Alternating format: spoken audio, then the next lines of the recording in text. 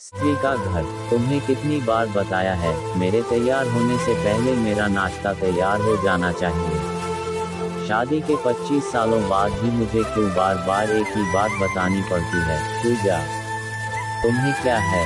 तुम तो आराम से घर पर रहोगी, मुझे काम पर जाना पड़ता है। तुम हो कि हमेशा बेवकूफ़ों जैसी हरकत करती हो। अगर तुम ये जानबूझकर करती हो तो याद रखना, मुझसे बुरा कोई नहीं होगा। आज भी सुधीर का पारा चढ़ा हुआ था। इन कटु शब्दों में अपना गुस्सा उतारते हुए, गीला तौलिया कुर्सी पर फेंकते हुए सुधीर गुस्से से पूजा की तरफ देखने लगा। पूजा के लिए सुधीर का ये बेवजह का गुस्सा कोई नई बात नहीं थी। वह महीने में 3-4 बार ऐसे ही पूजा पर बरस पड़ता था। पहले पहले पूजा उसका विरोध किया करती थी, लेकिन जब कई सालों तक सुधीर में कोई बदलाव नहीं दिखा तो लता ने खुद को ही बदल दिया। अब सुधीर के कुछ भी कहने से पूजा को कोई फर्क नहीं पड़ता था। सुधीर की हर बात वो चुपचाप सिर नीचे झुकाए सुन लेते थी। शादी के पहले 5 साल तक पूजा ने पूरी कोशिश की थी कि सुधीर को बदला जाए, लेकिन फालतू का गुस्सा करना और बाद में पूजा को भला बुरा कहना, यह मानो जैसे उसकी आदत बन गई थी। कोई भी वाद विवाद होता तो सुधीर सीधा पूजा को बोल देता, अगर मैं तुम्हें अच्छा नहीं लगता तो क्यों नहीं चली जाती अपने मायके? क्यों रहती हो मेरे साथ? इतना सब कुछ होने के बावजूद पूजा सुधीर के साथ रहती थी, क्योंकि उसे अपनी बेटी की फिक्र थी। और वह जाती भी तो कहा, अपने बूढ़े हो चुके माँ बाप को इस उम्र में परेशान करना वह नहीं चाहती थी। समाज और लोग क्या कहेंगे, ये भी तो उसे देखना था। वह इतनी पढ़ी लिखी भी तो नहीं थी कि खुद जाकर कोई नौकरी कर सके और अपना और अपनी बेटी का पालन पोषण कर सके।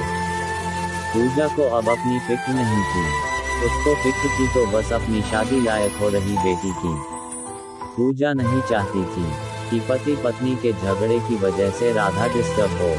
राधा की पढ़ाई पूरी हो चुकी थी, उसके लिए अब शादी के रिश्ते आने लगे थे। कई रिश्तों को राधा ठुकरा चुकी थी। 2-3 महीने बाद एक अच्छा रिश्ता आया। रिश्तेदारों और पहचान के लोगों ने भी लड़के के बहुत गुणगान किए थे। सुधीर एक शाम अपनी बेटी के पास बैठकर उसे बताने लगा, राधा बहुत अच्छा लड़का है, पढ़ा लिखा है, बड़ा घर है, बहुत अच्छी नौकरी है। ऐसे रिश्ते बार बार नहीं आते बेटा, इस बार मना मत करना।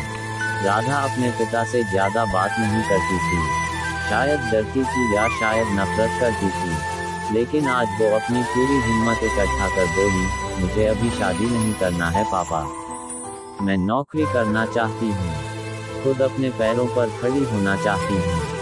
हाँ तो उसमें क्या बड़ी बात है? मैंने लड़के से बात की है, वह तुम्हें किसी बात के लिए नहीं रोकेगा। तुम शादी के बाद भी नौकरी कर सकती हो, वह तुम्हें नौकरी के लिए परमिशन दे देगा। सुधीर बोला, मेरा नौकरी करना या ना करना उसकी परमिशन पर क्यों डिपेंड रहेगा पापा? राधा ने पूछा, मैं कह रहा हूँ ना, तुम्हें किसी भी चीज की कमी नहीं होगी वहाँ। ऐसे रिश्ते बार बार नहीं आते, इसे ठुकरा मत, बहुत खुश रहोगी तुम वहाँ।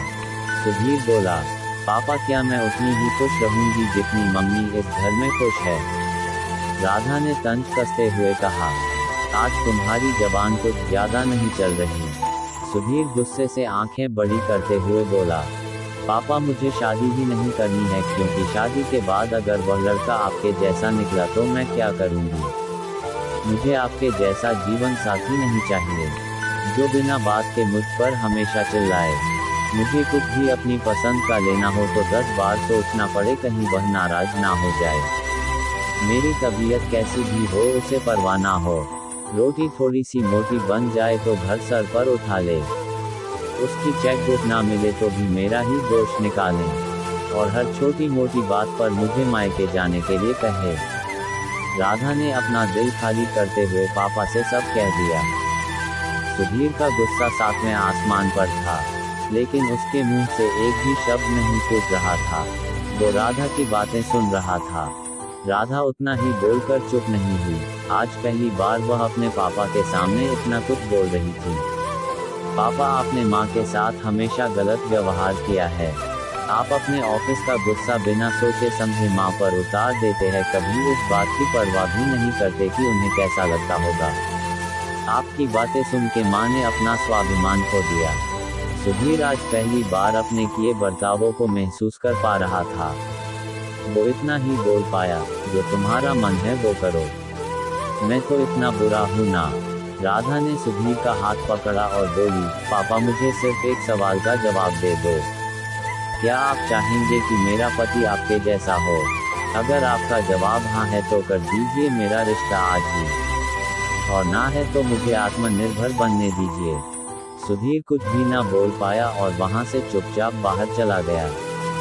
आज उसे पूजा के सामने जाने में शर्म आ रही थी। चलते चलते उसकी आंखों से आंसू बह रहे थे। सुधीर ने आज से अपने आप को बदलने का निश्चय किया। अगले दिन से पूजा ने अपने पति में काफी बदलाव देखा। वह सोचने लगी कि जो हिम्मत राधा ने दिखाई है, वह हिम्मत अगर मैं पहले ही दिखा देती तो शायद आज परिस्थिति कुछ और होती। अब राधा पढ़ लिख कर अच्छी नौकरी करने लगी थी, और 3 साल बाद उसके लिए एक अच्छा रिश्ता आया। और उसकी विदाई पर सुधीर बोला, बेटा तू हमेशा खुश रहेगी क्योंकि तेरा पति तेरे बाप जैसा नहीं है। सुधीर की यह बात सुनकर पूजा और राधा की आंखों से आंसू बहने लगे। दोस्तों, हमारे समाज में औरतों को भले ही देवी का दर्जा दिया जाता है, लेकिन उन्हें वह स्वतंत्रता नहीं दी जाती जो देनी चाहिए। उन्हें बचपन से ही बताया जाता है कि वह पराया धन है। स्कूल से आने में देर हो जाए तो पिटाई मिलती है।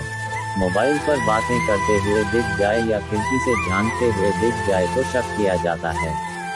माँ बाप का घर तुम्हारा नहीं है, पति का घर ही तुम्हारा घर है।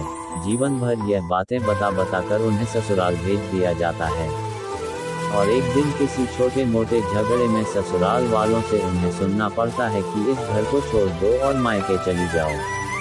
आप ही बताओ, स्त्री किस घर को अपना घर कहे? आशा करता हूँ कि यह कहानी आपको पसंद आई होगी। इस पर आपकी क्या राय है? कमेंट करके जरूर बताएं। कहानी पसंद आए हो लाइक और शेयर करना बिल्कुल न भूलिए। चैनल पर नए हो तो सब्सक्राइब जरूर करें। कहानी सुनने के लिए आपका बहुत बहुत धन्यवाद।